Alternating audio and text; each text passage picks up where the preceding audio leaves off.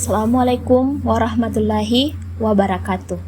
Saya Irawati, peserta Latsar CPNS Pemerintah Kabupaten Pangkajene dan Kepulauan tahun 2022 dari instansi Inspektorat Daerah Kabupaten Pangkep.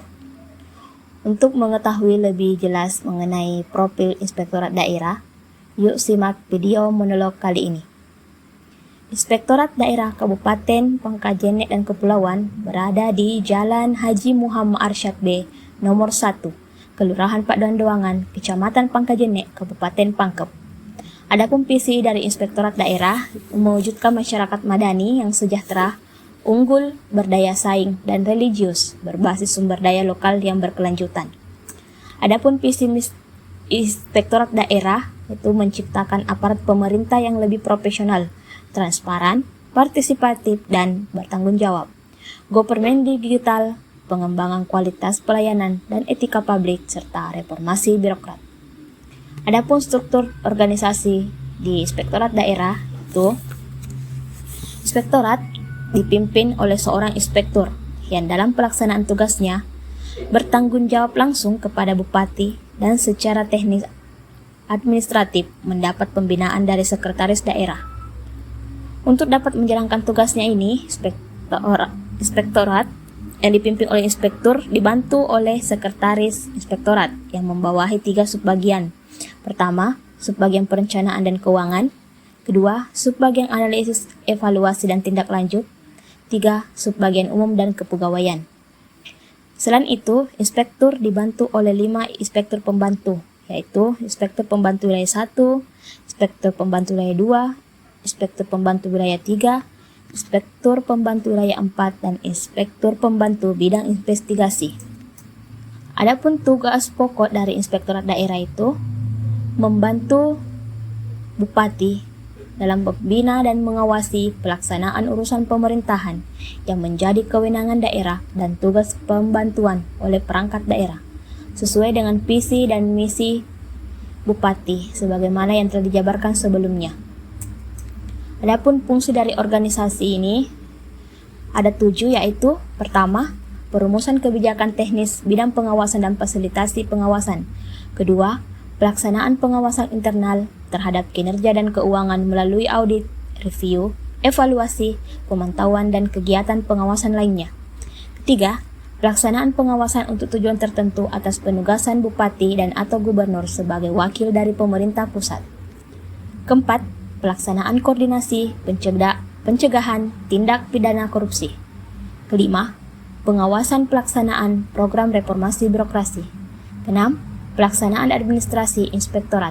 Yang ketujuh, pelaksanaan fungsi lain yang diberikan Bupati sesuai dengan lingkup tugas dan fungsinya.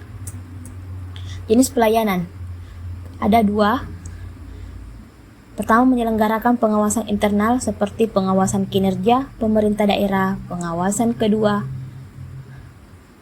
melalui pengawasan keuangan pemerintah daerah, review laporan kinerja, review laporan keuangan, pengawasan umum dan teknis kabupaten atau kota, kerjasama pengawasan internal, monitoring dan tindak lanjut hasil pemeriksaan BPKRI dan tindak lanjut pemeriksaan APIP, menyelenggarakan pengawasan dengan tujuan tertentu.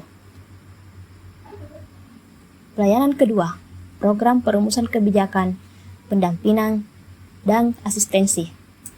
Adapun jenis pelayanan lainnya yaitu menangani pengaduan, di mana merespon pengaduan baik yang berasal dari masyarakat, instansi lain, di luar pengadilan maupun dari internal pengadilan, agar citra dan wibawa lembaga peradilan tetap terjaga, serta kepercayaan masyarakat kepada lembaga peradilan meningkat.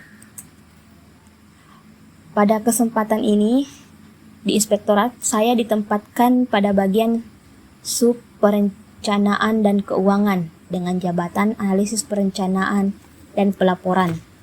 Tupoksinya yaitu menyusun rencana kerja, menyusun RKA, DPA, dan RKAP, DPPA, SKPD, dan menyusun rencana strategis. Adapun kaitan tugas dengan instansi, pertama, jika rencana kerja tidak disusun, maka berdampak terhadap tindak sinkronnya dokumen perencanaan program atau kegiatan pada inspektorat dengan dokumen perencanaan lainnya. Kedua, jika RKA atau DPA tidak disusun, maka berdampak tidak lancarnya pelaksanaan kegiatan. Ketiga, jika rencana strategis tidak disusun, maka berdampak terhadap tidak sinkronnya dokumen perencanaan program atau kegiatan 5 tahun inspektorat dengan dokumen perencanaan tingkat kabupaten, yaitu RPG MD dan RPG PD. Adapun implementasi Smart ASN, pertama, integritas. Integritas harus dimiliki seorang analisis perencanaan dan pelaporan dengan bertanggung jawab atas laporan Renstra, RKA, DPA yang telah dibuatnya. Kedua, teknologi informasi.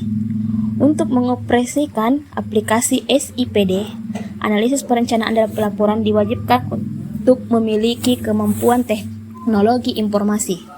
Ketiga, menguasai bahasa asing. Analisis perencanaan dan pelaporan juga diwajibkan untuk menguasai bahasa asing dalam mempermudah berkomunikasi dengan orang lain atau mengoperasikan alat-alat atau media yang menggunakan bahasa asing. Keempat, hospitality. Dengan berhubungan banyak orang, maka perlu yang namanya sikap ramah. Yang kelima, networking. Juga diperlukan untuk memperluas jaringan dengan orang lain. Yang keenam, entrepreneurship. Merupakan agen kesempatan untuk memberikan perubahan ke arah yang lebih baik. Sekian dan terima kasih. Assalamualaikum warahmatullahi wabarakatuh.